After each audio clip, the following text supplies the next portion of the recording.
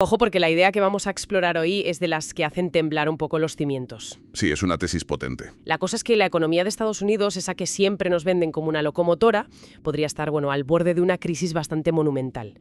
Y que las cifras oficiales que se celebran, pues podrían ser un espejismo. Una fachada muy bien pintada. Un castillo de naipes, como quien dice. Exacto.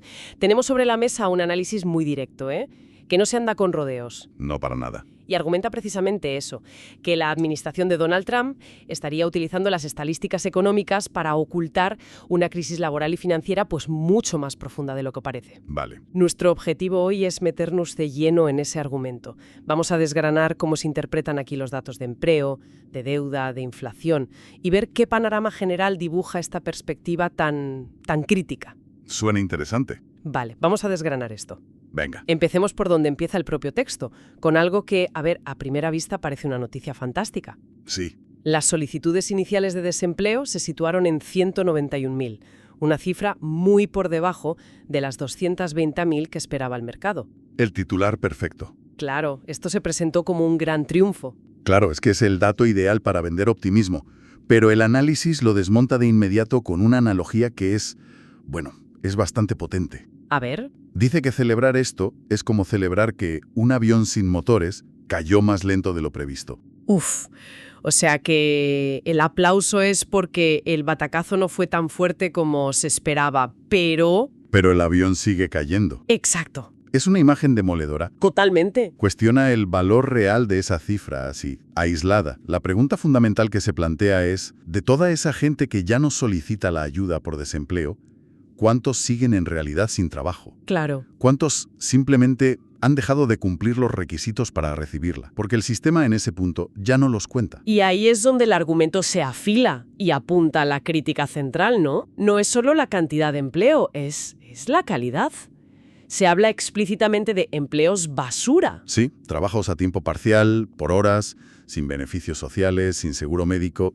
La llamada gig economy en su máxima expresión. Es que el ejemplo que se da para ilustrarlo es brutal. Es muy gráfico. Se explica que con los baremos actuales, una persona que haya trabajado solo 2 horas... 2 horas las has dicho. 2 horas, cortando el césped en las últimas 4 semanas, ya cuenta en las estadísticas oficiales como empleada. Parece un chiste, la verdad, pero es que es así como funciona la métrica. Y esto conecta directamente con otra cifra que se usó para proyectar optimismo. ¿Cuál? La de las personas que siguen cobrando el paro, lo que se conoce como continuing claims, que bajaron a 1,9 millones. Espera. ¿Que baje el número de gente que cobra el paro? Suena genial, ¿no? Intuitivamente una piensa, pues han encontrado trabajo. Esa es la narrativa, claro. Esa es la que se quiere transmitir. Ya. Pero la vuelta de tuerca que da este análisis es que la razón principal no es esa. La razón, argumenta el texto, es que a esa gente se le acabó el tiempo. ¿Cómo que se le acabó el tiempo? Ayuda y de un plumazo el sistema lo saca del recuento. Desaparecen de la estadística. Un momento. O sea que según lo que estamos leyendo, el sistema simplemente borra a la gente de las listas del paro cuando se agota su subsidio. Eso es. No necesariamente porque hayan mejorado su situación. Es una acusación de manipulación en toda regla, vamos. Es una acusación muy directa. Es lo que el texto dice, que la Reserva Federal y Wall Street llaman con eufemismos muy elegantes como debilitamiento estructural. Suena muy técnico. O suavización del mercado. Una forma muy suave de decir que miles de personas se quedan sin red de seguridad y encima dejan de contar como un problema. Vale, entiendo la crítica a la calidad del empleo y a cómo se cuentan los parados. Pero siempre sale otra cifra que parece incontestable, la tasa de participación laboral. El porcentaje de gente en edad de trabajar que efectivamente trabaja. Y esa cifra, en el grupo clave de 25 a 54 años, está cerca de su máximo histórico. Eso parece un dato muy sólido. Sí, y aquí es donde la cosa se pone muy interesante. Aquí el autor describe lo que llama el gran truco. El truco. El porcentaje es alto, es verdad. Pero lo que no se suele destacar es que el universo total de personas en ese grupo, o sea, el denominador de la fracción... Es más pequeño de lo que era. Sí, no ha crecido desde la crisis financiera de 2008. ¿Y por qué es más pequeño? ¿A qué lo atribuye el análisis? Pues principalmente a 2 factores demográficos clave. Por un lado, la jubilación masiva de la generación de los baby boomers, que dejan un hueco enorme. Claro. Y por otro, que la generación siguiente, los millennials, no están llenando ese vacío al mismo ritmo. Por diversas razones, ¿eh? La mitad de las gradas porque no las puedes llenar. Exacto. El estadio ahora tiene la mitad del aforo que tenía antes. El porcentaje de ocupación sobre los asientos disponibles es bueno, sí, pero la cantidad total de gente que ha venido al partido es mucho menor. Claro, es que eso cambia la película por completo. Pone el dato en perspectiva.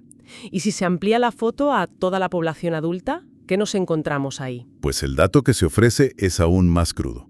Si se mira a toda la población mayor de 18 años, resulta que solo el 62% tiene trabajo. ¿Solo el 62%? Sí.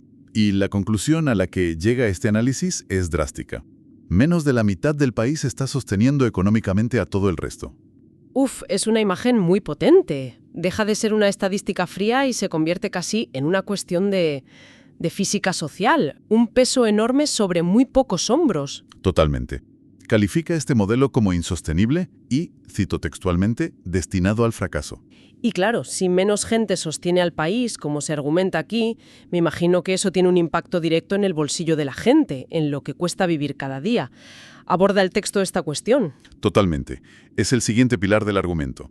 Se parte de otro dato que la administración vende como un éxito. El gasto de los consumidores se mantiene fuerte. La gente sigue comprando. Sí, pero la pregunta que se plantea es ¿cómo? Si el escenario laboral es tan precario como se describe. ¿De dónde sale el dinero? Ahí está la clave del asunto. El análisis sostiene que ese gasto no se financia con ingresos, sino con deuda. Ah. Tarjetas de crédito al rojo vivo, préstamos personales. La gente se endeuda para llegar a fin de mes y cubrir necesidades básicas. ¿Hay cifras concretas en el texto que respalden esto? Sí, son bastante duras. Se menciona, por ejemplo, que la comida es un 36% más cara que antes de la pandemia. Un 36%. Es una barbaridad. Eso se nota en cada visita al supermercado. ¿Y los salarios? ¿Han acompañado esa subida? Que va ni de lejos. Ahí está el gran desequilibrio. Según el texto, los salarios nominales han subido un 4%. Vale. Frente a una inflación oficial del 3%. Para la minoría que tiene la suerte de tener un empleo fijo y estable, la ganancia de poder adquisitivo real es de apenas un 1%. Un 1%. Un 1%. Eso no da para cubrir ni de lejos esa subida del 36% en algo tan esencial como la cesta de la compra. Con razón la gente tira de tarjeta. Y supongo que este endeudamiento de las familias tiene su reflejo a nivel estatal, ¿no? Como un espejo. Es exactamente el mismo patrón. El texto apunta a un déficit público de 285.000 millones de dólares, solo en el mes de octubre. ¿En un mes? En un solo mes. Y lo más sangrante, señala, es que una parte enorme de esa cantidad ya no va a servicios o inversión. ¿A dónde va? A pagar los intereses de la deuda que ya existe. La pescadilla que se muerde la cola. Literalmente. Se describe como la rueda del hámster. El Tesoro necesita más dinero para cubrir el déficit, así que emite más donos, más deuda. Vale. Pero como el riesgo del país se percibe como mayor, tiene que ofrecer intereses más altos para que los inversores los compren. Y esos intereses más altos... ¡Bum! Aumentan el déficit del mes siguiente. Y la rueda gira cada vez más rápido. Es un círculo vicioso. ¿Y hay alguna señal externa del mercado de que esta percepción de riesgo es real? Sí, el análisis interpreta el rendimiento de los bonos del Tesoro a 30 años, que está rozando el 5%, como una señal inequívoca. Un 5% es altísimo para deuda de USU. Muchísimo. Es el mercado global, los grandes inversores diciendo, oye, prestarle dinero a Estados Unidos ya no es tan seguro como antes. Lo consideramos una inversión de riesgo. O sea, que tenemos un mercado laboral que se califica de precario, una base de trabajadores que se encoge y un consumo que parece fuerte pero que está basado en deuda. Ese es el resumen hasta ahora, sí. Y sobre este polvorín, la fuente añade dos políticas que, según su análisis, echan más leña al fuego: los aranceles y la gestión de la migración. Exacto. Se plantea un escenario para 2025 de migración neta negativa, algo que se describe como muy inusual en tiempos de paz para un país como Estados Unidos. Algo que políticamente se puede vender como un gran éxito, como control férreo de las fronteras. Pero ¿qué impacto económico se describe en el texto? Pues se argumenta que es un tiro en el pie, económicamente hablando. ¿Por qué? Perjudica directamente a industrias que son pilares y que dependen estructuralmente de esa mano de obra: la construcción, la hostelería y muy especialmente la agricultura. Volvemos a la comida. cómo se conecta todo esto. Pues el ejemplo que se usa es muy gráfico y fácil de seguir. Si falta mano de obra inmigrante para recoger, por ejemplo, tomates o chiles en California o Arizona, la producción nacional baja. Ley básica de oferta y demanda. Si hay menos producto en el mercado, los precios suben en el supermercado para el ciudadano de a pie. Exacto. Y entonces podrías pensar, bueno, pues si no podemos producirlo aquí a un precio razonable, lo importamos de México o de otro sitio. Tiene lógica. Pero ahí es donde esa lógica choca con la segunda política, los aranceles de Trump. Esos aranceles hacen que el producto importado sea también carísimo. Es una pinza. Te quedas atrapada. Totalmente. No puedes producirlo barato en casa por falta de mano de obra y no puedes comprarlo barato fuera por los impuestos. El resultado es que el precio sube sí o sí. Inevitablemente. Es lo que el texto llama sin ningún tipo de rodeos, una inflación autoinducida. Vaya. Y lo más grave, según esta perspectiva, es que mientras Estados Unidos se debilita a sí mismo con estas políticas, otros actores internacionales llenan ese vacío. ¿Se menciona a alguien en concreto? Sí, se nombra explícitamente a China. Se dice que está aprovechando esta situación para posicionarse como el nuevo líder mundial en agricultura, por ejemplo. Ocupando el espacio. Ocupando el espacio que Estados Unidos está dejando voluntariamente.